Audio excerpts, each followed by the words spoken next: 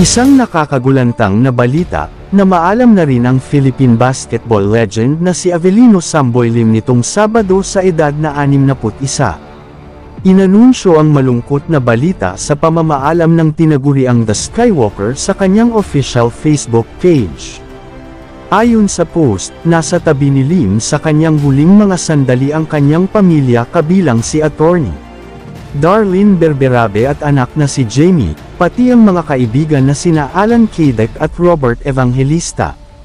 Nobyembre taong 2014 nang mag-collapse si Lim sa isang exhibition game matapos makaranas ng heart attack. Kabilang si Lim sa PBA's letter 25 greatest players.